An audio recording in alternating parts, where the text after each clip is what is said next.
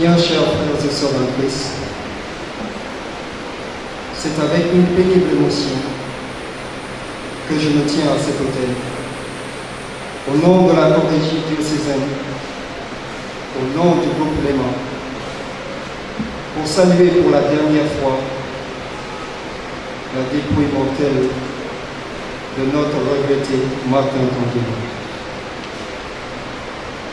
De longues années semblaient nous être promises, et rien ne pouvait faire prévoir la fin prématurée d'un homme que nous étions si heureux de compter au nombre de nos plus affectionnés amis.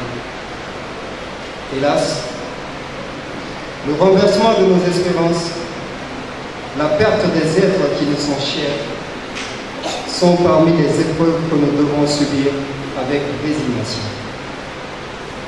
Il a plu à Dieu de rappeler à lui cette belle âme qui, durant son séjour ici-bas, a tout fait pour sa gloire et le bonheur de ses semblables.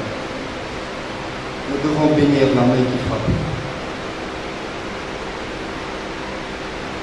Mais avant que Martin retourne à la terre, il nous est permis d'exhaler notre douleur et de nous y complaire en évoquant le souvenir des vertus, en retraçant la vie de celui qui ne sera bientôt plus que poussière.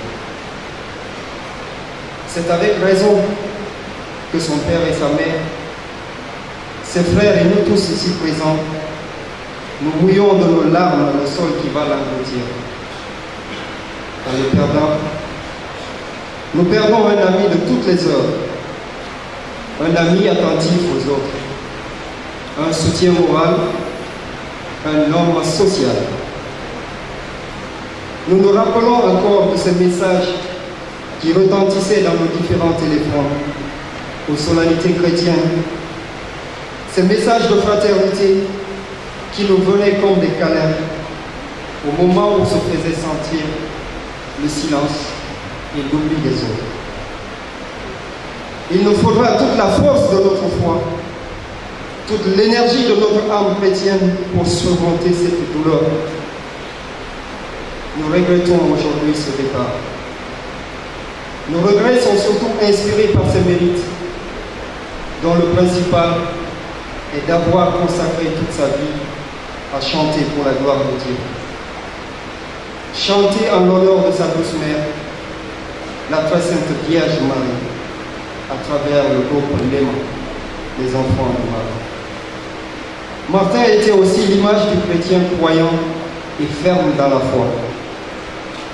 N'a-t-il pas dit dans ces derniers instants, « Je sais que Jésus et sa mère sont avec moi ». Parole émouvante, parole de prière. Un témoignage rapporte que malgré sa maladie, il a tenu à faire répéter sa petite chorale pour la fête de la Nativité. Il faut louer encore la ferveur dans la foi de Martin qui, joyeux de rencontrer le Christ, a demandé dans ses derniers souffles un signe de croix au front. Les hommes comme Martin ne devraient pas mourir jeunes. Leur vie est un exemple permanent pour leurs semblables. Et dans ce temps où les bons exemples sont rares, il serait à souhaiter que les meilleurs demeurent toujours. Mais, vous le savez comme moi, nous ne sommes rien. Et quand Dieu, qui est le Maître, rappelle à lui les meilleurs de ses créatures, c'est sans doute parce qu'il juge que la mission qu'elles avaient à remplir ici-bas doit prendre fin. Ou bien parce qu'il trouve certaines âmes belles pour notre modeste séjour.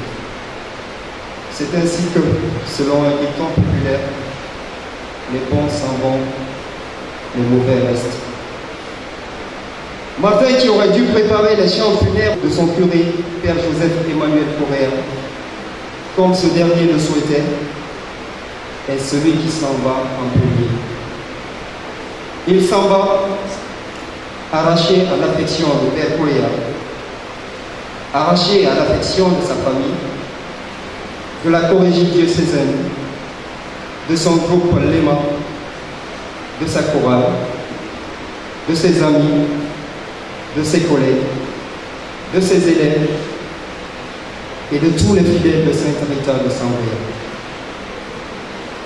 Nous adressons à notre regretté ami notre dernier adieu. À sa famille implore l'expression de notre profonde sympathie et nous la prions de bien vouloir recevoir nos respectueuses condoléances. Adieu, Martin.